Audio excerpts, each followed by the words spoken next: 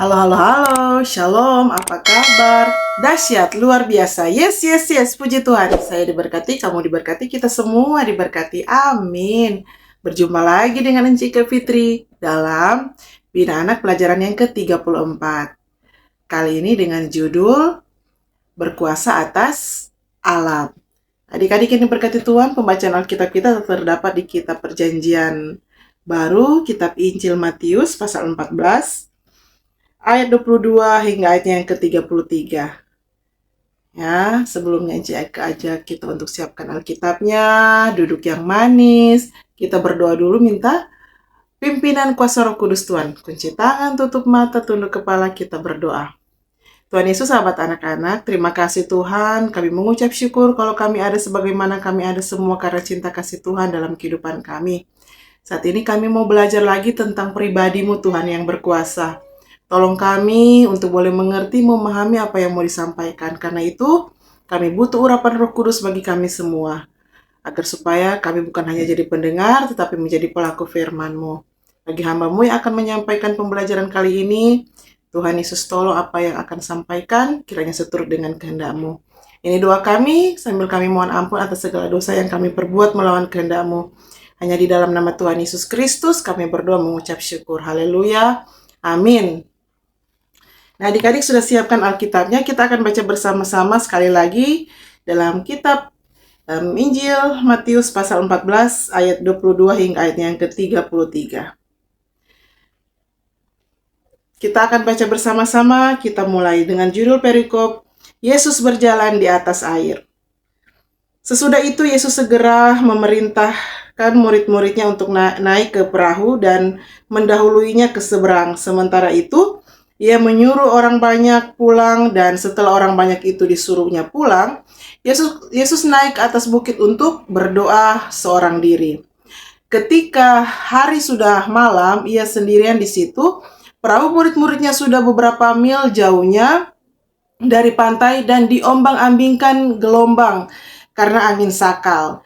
Kira-kira jam 3 malam, datanglah Yesus kepada mereka berjalan di atas air. Ketika murid-muridnya melihat Dia berjalan di atas air, mereka terkejut dan berseru, "Itu hantu!" lalu berteriak-teriak karena takut. Tetapi segera Yesus berkata kepada mereka, "Tenanglah, aku ini, jangan takut." Tetapi segera Yesus berkata kepada mereka, "Tenanglah, aku ini, jangan takut." Lalu Petrus berseru dan menjawab Dia, "Tuhan, apabila Engkau itu bersuruhlah aku datang kepadamu, berjalan di atas air." Kata Yesus, "Datanglah." Maka Petrus turun dari perahu dan berjalan di atas air mendapatkan Yesus. Tetapi ketika dirasanya tiupan angin, takutlah ia dan mulai tenggelam, lalu berteriak, "Tuhan, tolonglah aku." Segera Yesus mengulurkan tangannya, memegang dia dan berkata, "Hai orang yang kurang percaya, mengapa engkau bimbang?" Lalu mereka naik ke perahu dan angin pun redahlah, dan orang-orang yang ada di perahu menyembah Dia, katanya, "Sesungguhnya Engkau Anak Allah." Demikian pembacaan Alkitab kita. Yang berbahagia adalah mereka yang mendengarkan firman Tuhan, merenungkan firman Tuhan, dan melakukannya di dalam kehidupan sehari-hari. Adik-adik yang diberkati Tuhan, siapa di sini yang pernah naik perahu, menyeberangi danau atau naik kapal? Ya, naik kapal laut. Ayo angkat tangan. Bagaimana rasanya adik-adik? Ya, tentu katuk bergoyang-goyang. Kalau tidak ada angin, dia airnya tenang, teduh. Tetapi kalau datang angin kencang, berombak adik-adik. Jadi biasanya dia bergoyang-goyang ya. Itu kapal, itu perahu. Nah, Enci Ike tanya lagi. Adik-adik pernah melihat orang berjalan di atas air? Pernah? Kalau Enci Ike pernah melihat di YouTube orang berjalan di atas air, tetapi itu cuma trik adik-adik ya. Kelihatan seperti berjalan di atas air. Semua cuma ada pakai teknik ya, karena teknologi adik-adik. Namanya juga sulap ya. Itu cuma teknik atau trik yang dorang baking sehingga kelihatan ada berjalan di atas air ya. Tetapi bacaan kita kali ini tentang Yesus yang bisa berjalan di atas air karena Tuhan Yesus memiliki kuasa di atas ya air. Dia berkuasa di Dia berkuasa di alam, adik-adik ya. Nah, pada minggu-minggu sebelumnya kita sudah belajar bersama-sama bagaimana Yesus berkuasa atas setan, berkuasa atas sakit penyakit. Yesus juga berkuasa atas binatang, dan kali ini kita belajar bagaimana kuasa Tuhan Yesus ya atas alam, tunduk pada kuasa Tuhan Yesus. Nah, adik-adik yang diberkati Tuhan, cerita murid Tuhan Yesus yang mau berjalan di atas air namanya siapa adik-adik? Siapa? Ya, Petrus. Tetapi kemudian apa yang terjadi? Apa yang terjadi adik-adik? Tolong baca tadi. Ya, Petrus tenggelam karena merasa ada angin yang meniupnya. Sehingga Petrus menjadi takut ya. Dia tidak yakin bahwa Yesus sanggup menolongnya ya. Jadi dia punya perasaan takut yang membuat dia tenggelam adik-adik. Dalam cerita firman Tuhan, Yesus membuat angin besar ya menjadi reda ya, karena Tuhanlah yang menciptakan itu udara, Tuhan yang menciptakan itu angin. Artinya Tuhan Yesus berkuasa atas udara, angin, atas seluruh alam semesta. Ya adik-adik, bacaan kita mau menceritakan kisah tentang mujizat yang diadakan Tuhan Yesus bagi para murid-murid Tuhan Yesus, dan orang juga boleh saksikan adik-adik ya, orang percaya dengan iman. Saat Yesus selesai mengajar dan melakukan mujizat ya, dalam pembacaan yang sebelumnya, di pasal sebelumnya ya, Tuhan Yesus memberi makan 5.000 orang, 5 roti dan 2 ikan ya. Tuhan Yesus memerintahkan itu murid-murid naik ke perahu mendahului Yesus ya untuk ke seberang. Sementara para murid-murid berlayar ke seberang, Yesus naik ke atas bukit untuk berdoa seorang diri ya.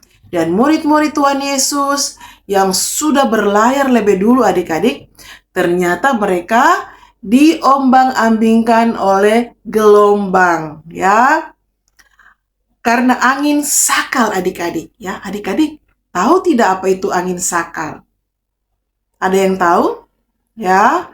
Jadi angin sakal adalah angin yang bertiup berlawanan arah dengan pergerakan perahu yang sedang berlayar. Jadi misalnya ya, perahu itu berlayar dari timur ke barat. Tetapi angin sakal sebaliknya adik-adik, dari ya bertiup dari arah barat ke timur, sehingga perahu yang ditumpangi murid-murid Tuhan Yesus yang sedang berlayar ya kesulitan untuk mau maju-maju ya. Itulah sebabnya para murid Yesus belum juga sampai ke tempat tujuan. Nah, pada jam 3 malam ketika ini murid-murid ya sedang sibuk mengendalikan ini perahu adik-adik ya, yang mereka tumpangi yang terombang-ambing hampir tenggelam karena dihantam ya, gelombang.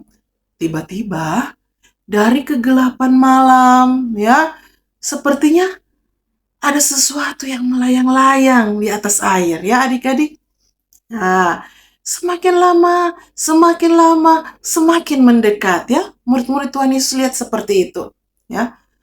Dan ada yang berteriak sambil menunjuk, itu hantu.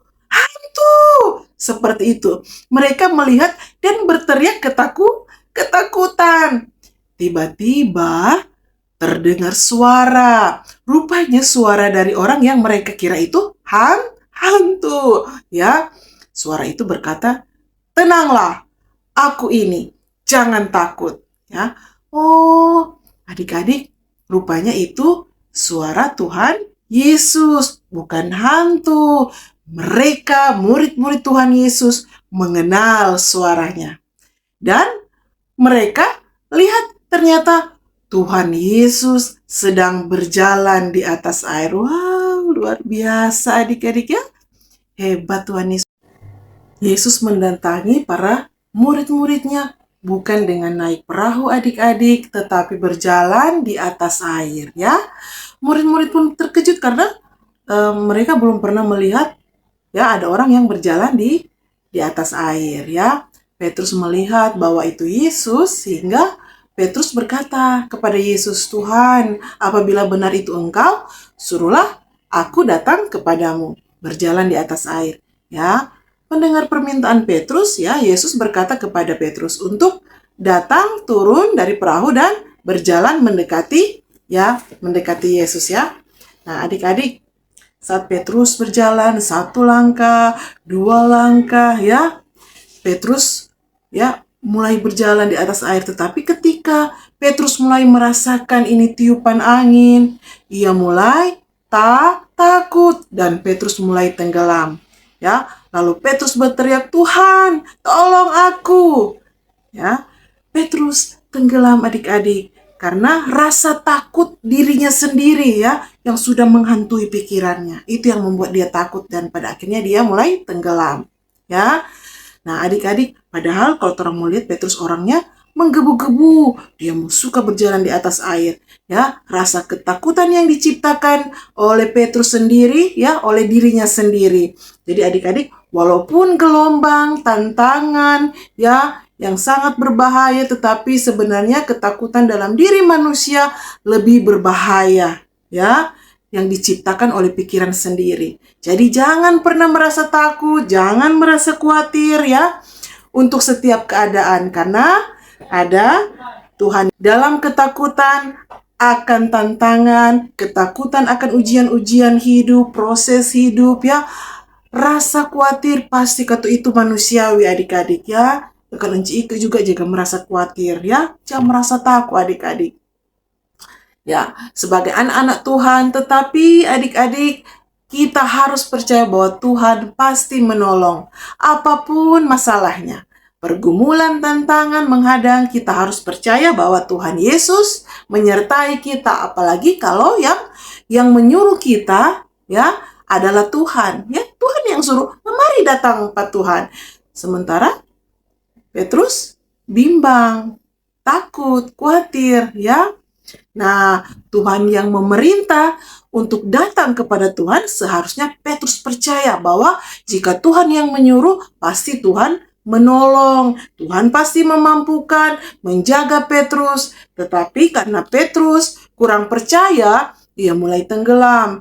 Ya, demikian juga adik-adik, ya, seharusnya percaya bahwa apa yang Tuhan Yesus perintahkan itu pasti bisa adik-adik lakukan, ya. Tuhan Yesus tahu adik-adik bisa melakukannya, dan Tuhan Yesus juga akan menolong. Tuhan tahu terampai ukuran masing-masing adik-adik, ya. Jika adik-adik merasa sulit untuk melakukan, misalnya, ya, contoh, mungkin kalau sedang ada ibadah, ya, ibadah pondok gembira di jemaat, ya, atau di kolom, adik-adik dilatih untuk menjadi MC oleh guru-guru sekolah minggu, ya, dalam ibadat. Atau mungkin membawakan doa buka, ya. Pasti Tuhan akan memampukan adik-adik kalau misalnya adik-adik minta pertolongan Tuhan Yesus, ya.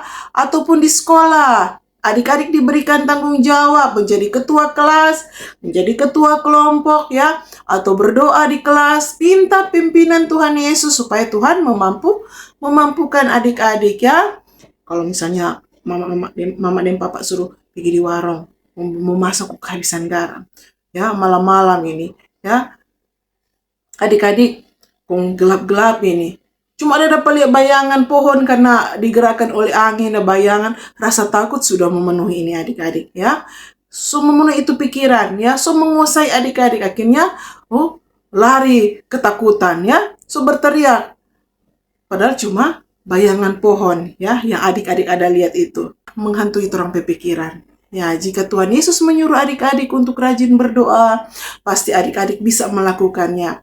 Ya, Tuhan Yesus yang menyuruh adik-adik berbuat baik kepada saudara, kepada orang lain, sebagaimana perintah firman Tuhan, kepada teman-teman, pasti adik-adik bisa melakukannya. Karena Tuhan Yesus yang suruh, Tuhan Yesus yang pasti akan mampukan. Karena semua kuasa yang ada di bawah bumi ini, ya, Tuhan berkuasa, semua akan tunduk kepada kuasa Tuhan Yesus. Baik itu kuasa setan, sakit penyakit, binatang, ya, terus belajar pada bulan yang berjalan ini tentang kemahkuasaan Tuhan, ya. Nah, alam semesta semua tunduk kepada Tuhan Yesus. Karena kita anak-anak, kita harus percaya Tuhan Yesus penuh dengan kuasa melindungi kita semua. Jadi jangan pernah rasa takut, jangan pernah merasa khawatir. Tuhan Yesus menyertai kita yang berkuasa, Tuhan Yesus yang memilih, Tuhan Yesus yang akan menolong, Tuhan Yesus yang akan memberikan kekuatan, Tuhan Yesus yang akan memampukan bagi adik-adik, asalkan berdoa, minta kepada Tuhan Yesus. Ya, minta, lari kepada Tuhan Yesus, agar supaya satu-satunya pertolongan hanya datang dari Tuhan Yesus. Boleh begitu adik-adik?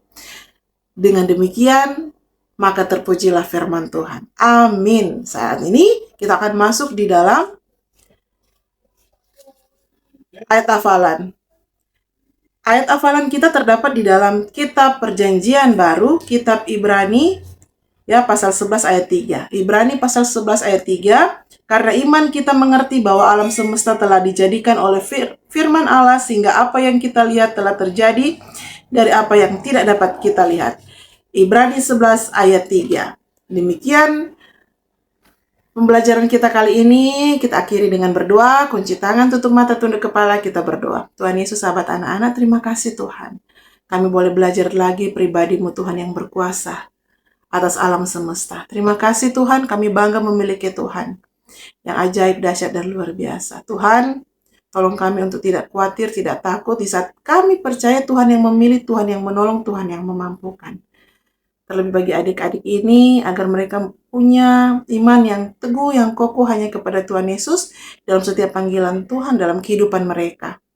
Mereka boleh mendapatkan jati diri mereka, bahkan mereka boleh mengembangkan karunia dan bakat talenta yang mereka miliki di dalam pimpinan kuasa Roh Kudus Tuhan.